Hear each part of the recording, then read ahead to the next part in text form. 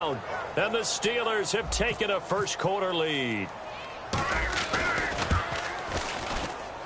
And he'll put it through to make it 7-0 Steelers. Boswell now to kick it away after the touchdown. This fielded a few yards into the end zone. And he'll take this up past the 20 and down at the 22-yard line. And the Seahawks get ready to trot out on the field. And last time out, went for it on fourth down, turned it over, gave them great field position, turned it to 6 points, so they've got to recover here, Charles. It's amazing what one decision can do in the chain of events, right? The decision to go for it on fourth down caused all of that. It caused every bit of it, but it showed confidence. Hey, I've got confidence in you guys. Go pick it up for us. Didn't happen. Also showed confidence in the defense. They didn't pick up their end of the bargain, so now they've got to come back out and start over and rebuild that confidence. A loss of a full 3 yards, and now it's second down. A little risky there when you roll out of that pocket right like you did. You complete the pass, but you don't get anything out of it. But how many times have we seen when a quarterback exits out of the pocket, doesn't matter whether they go left or right, the defense loses its leverage, right? There's a little chaos back there, and receivers come open. Great discipline on that play. They didn't let that happen and held it to no gain.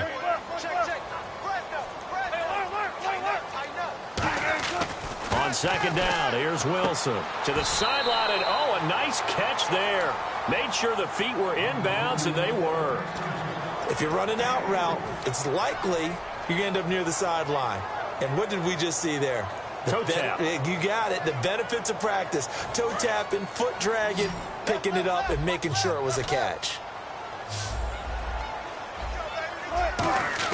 On third down, Wilson. And that is incomplete. Tyler Lockett was the target there. And that'll bring up a fourth down. It's always tough for the guys throwing the football when they think they've got a completion and the ball's almost there, and then someone sneaks a hand or two in and bats it away. He gets it away, and I think they'll smartly play keep away here from Brown. And no return here. Where will they spot it? They say just outside the 20-yard line. And Pittsburgh getting set to take the field. And they'll just simply be looking to build off the confidence of the last time out where they scored a touchdown. And confidence is powerful, isn't it? When you scored once, you feel like you can go back out there and get it done again. Doesn't matter what the defense throws at them. They feel like they're in a groove right now, and they want to get out there and show it. Yeah, hoping to stay in that groove here this go-around. In 12 regular season games this last year for Bell, averaging over 150 yards from scrimmage. First two games in the playoffs were great, but, you know, getting injured in the final game probably leaves a bad taste in his mouth. Leaves a bad taste, gives him fuel. This is caught inside the 15. It's a big play. Roethlisberger to Brown. 55 yards. Well, we know he's got the speed there. He needed the speed and the hands. A great catch. And because of that speed, you have to respect it as a defender. So you have to either play off or make sure you're somehow in contact with him, and he's able. And this is caught. It's Bryant, and it's a Steeler touchdown. Martavis Bryant with his second touchdown in this opening quarter. And the Steelers are going to add on to their lead. And it's good, and they have jumped out here to a quick 14-0 first-quarter lead. Boswell now to kick it away after the touchdown. Fielded about a yard deep. And he'll be brought down at the 23, make it the 24-yard line. The Seattle now ready to march out of the field. And last drive, 3 and out. Still a goose egg on the scoreboard. How do they break that goose egg? They've got to find a way to get the ball in the hands of their playmakers, get them some space, and try and make a first down and get some momentum going. It's been a struggle for them throughout the game, and that 3 and out on the last possession, that told you just how stalled they are on offense. So who will step up here? We'll see. Baldwin coming off his first Pro Bowl appearance. He had career highs, Charles, in catches with 94, over 1,100 yards. That also a career high. Pretty good season for Doug Baldwin. And I think the place that he really started to take off was midway through 2015. The connection between he and his quarterback, Russell Wilson, where they were playing more from the pocket, bigger plays downfield. That just propelled him into 2016. That, and anything he perceives as a slight, he uses it to his advantage, and he just goes out and plays. On 3rd and 1, Wilson. And he's got Lockett. And he will have a first down as they get him to the ground at the 37. Well, we always hear about the connections some quarterbacks have with certain receivers. I think this guy has a connection with just about everyone. Didn't mind throwing it in there against double cover. And got his man complete. Give him 30 yards there. So after that big play, let's see if they can catch their defense maybe on their heels. A great job pulling that one in from a guy, as we know, who can really blaze. He's got a lot of speed. And that speed can work for him so many different ways. Sometimes he just takes off and goes and just runs past people. Sometimes you get people to back off so far that you can catch everything underneath. But still, at some point in the game, you're probably going to have to make some contested catches, right? Sometimes you have to go up and beat a defender for the football. He has that in his arsenal as well. Showed it right there. Wilson now to throw on 3rd down. Drops it underneath for Rawls. They get 5 out of that one, and it moves the chains. Alongside my broadcast partner, Charles Davis, Brandon Gaudin hits the Seahawks with a football to begin quarter number 2. And they're on the move here. They've got it 1st and 10.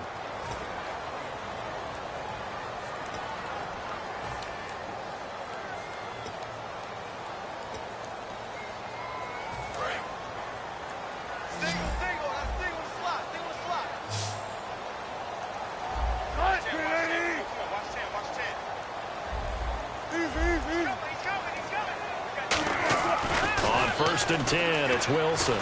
And left side here, it's Graham. You know, Charles, for Graham, so much concern early in the season about whether he'd be ready to play this year, what would happen recovering from the tendon. Not only was he ready, he played every game this season for Seattle. And it wasn't just the injury concern with Jimmy Graham. It's how Seattle runs their offense. Remember, when he was in New Orleans, he could expect a ton of passes to come his way. But in Seattle, that number was going to be reduced. Would he be able to maximize what they were going to throw in his direction? And he certainly did this year, 65 catches. 65 catches, just shy of 1,000 yards, 6 touchdowns, too. Wilson looking for Lockett, and it's intercepted. Picked off by the veteran, James Harrison. And Pittsburgh getting set to take the field. And they were able to punch it in the end zone last time. They'll be looking to do that again here for the defense. Obviously, they'll be looking to stop them from punching it back in the end zone. It always is punch-counter-punch, isn't it? And which team has the advantage? Well, let's just go back. Last time on offense, they rolled downfield, got into a good rhythm. You can see a little more bounce in and out of the huddle. You can see the sideline really get into the game. So defensively, you're thinking to yourself, how do we take that away from them? How do we get the advantage back? Let's see what they come up with. I think pressure is always the first way to go. You love pressure. I love it. We'll see if they dial it up this drive. Now Ben hit, and he lost the football. It's loose. And good field position coming up here. The football at the 12-yard line. The Seattle now ready to march out of the field. And the interception thrown in the red zone last time. We'll see if they can rebound. I just have to think the last thing he said as they went back out there was, don't do that again. What do you think? What do you think? Yeah, I think that. I think that not only did he say that, but he also told him, let's put it in the end zone that it's supposed to be in, all right? The end zone we're trying to score. I know we're being a little bit facetious here, but the bottom line is take care of the football, and everything else should flow from there. Quick lesson, never ask the play-by-play guy a question. The ball comes out, and this is going to kick out of bounds. Boy, a fortunate bounce or two there. They'll keep possession back inside the 10-yard line. In danger of squandering their great field position as they come up on a 3rd and 7. Now Wilson. End zone caught. Touchdown, Seattle. Jermaine Kearse. A 9-yard touchdown grab. And the Seahawks have made this a one-score game. Well, that's about as quick of a passing touchdown as you'll ever see right there. Everyone has a section in their playbook called the quick game. That was a super quick game. Out of the hands of the thrower, bam, right to the receiver, successfully for a touchdown. How in-depth is that quick game part of the playbook? It's pretty in-depth because people want the ball in the hands of the quarterback into the playmaker's hands downfield as fast as possible. There are a lot of plays, a lot of options involved with that. And Pittsburgh getting set to take the field. And they had the fumble last time that led to a touchdown. That's a no-no. We'll see what they do here this go-around. A big no-no. Put that in capital letters. Turning it over, the other team takes it down and scores.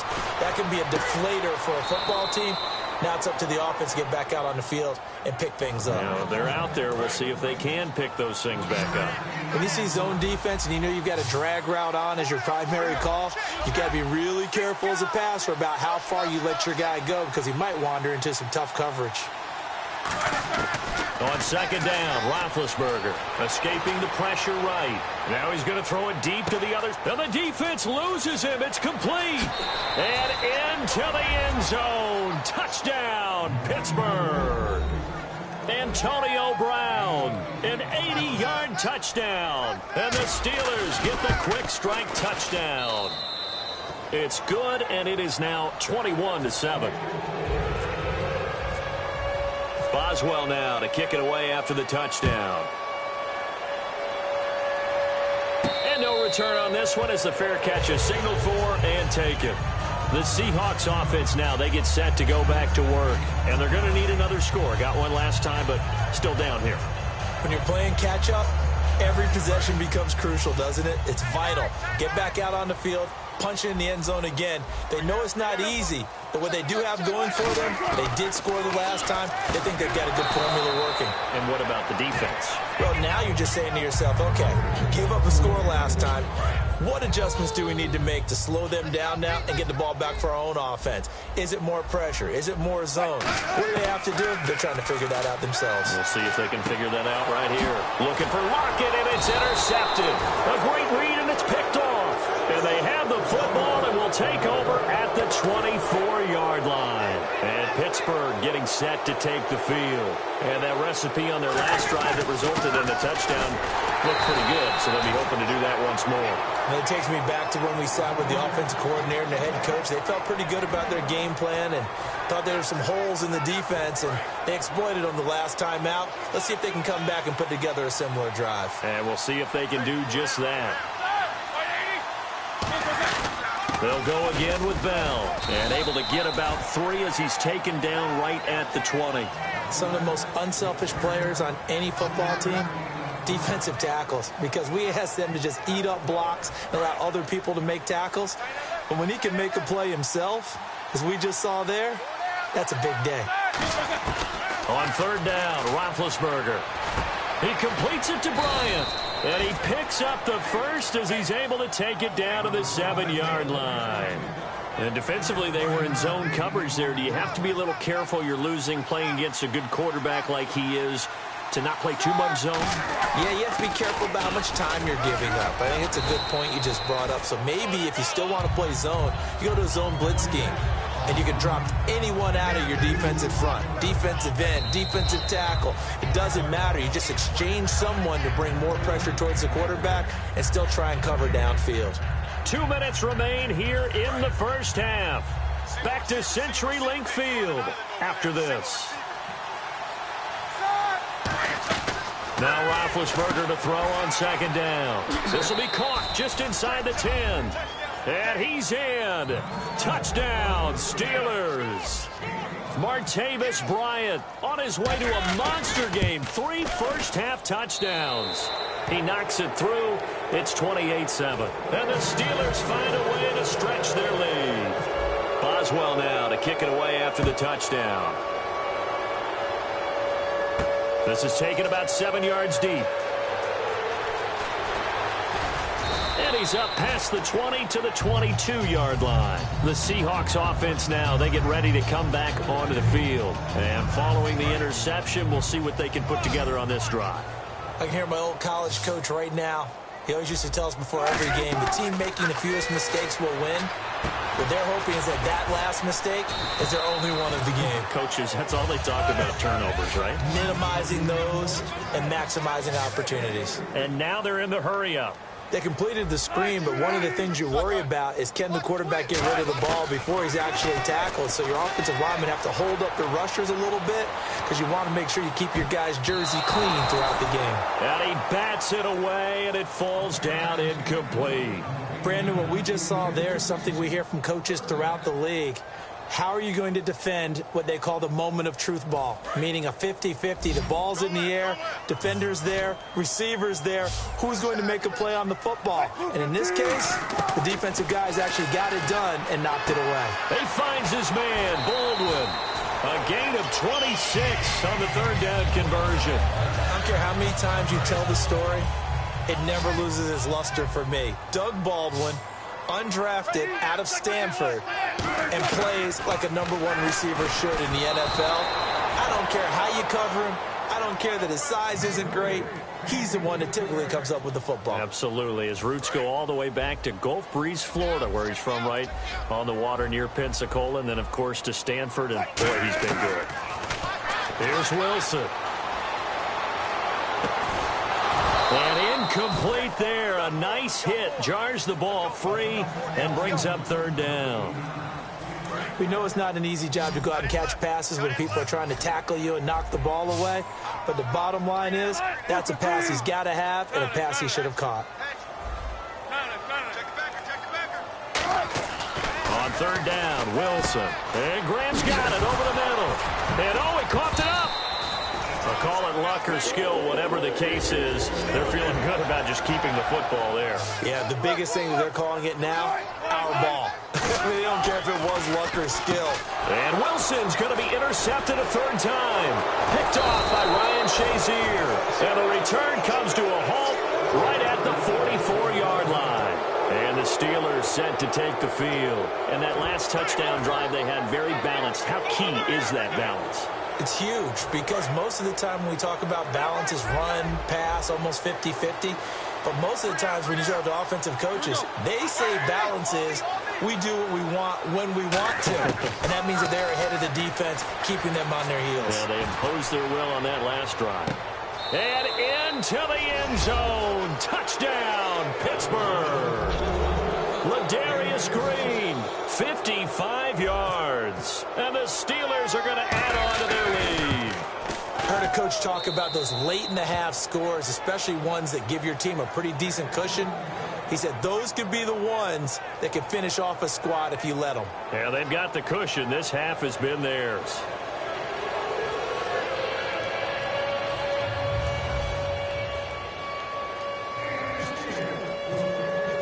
Boswell now to kick it away after the touchdown. That's fielded in the end zone. And no run back here. This will be a touchback, and it comes out to the 25-yard line. And out now come the Seahawks. And what do you think goes on here in this situation? If you got the football, you're trailing, you're back in your own territory with just a little time. Do you try something? You're thinking about jump-starting your team, right? You just mentioned they're down. They're trying to get back into the game. But you got to figure if something goes wrong, you may have put yourself in a spot where you may not be able to come back in the second half. Managing risk, this is a big decision here. 2nd and 10. It's Wilson again. And that is incomplete.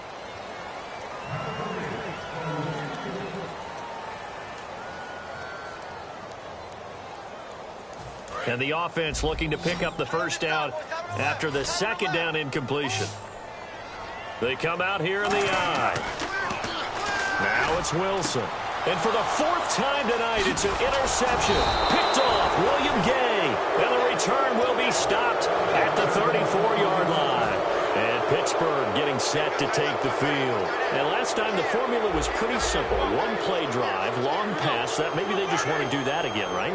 And that's exactly how you want to draw things up. Whether it's on your grease board, right, in your playbook, one play drive. And he's going to be wrapped up and driven down. Now whistles come in. We're going to get a timeout here by the offense.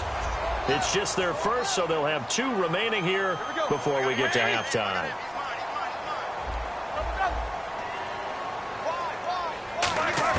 On 2nd down, here's Roethlisberger. He's going to rifle one deep left side. And he's going to take it in for a Steeler touchdown. Antonio Brown as the first half is winding down.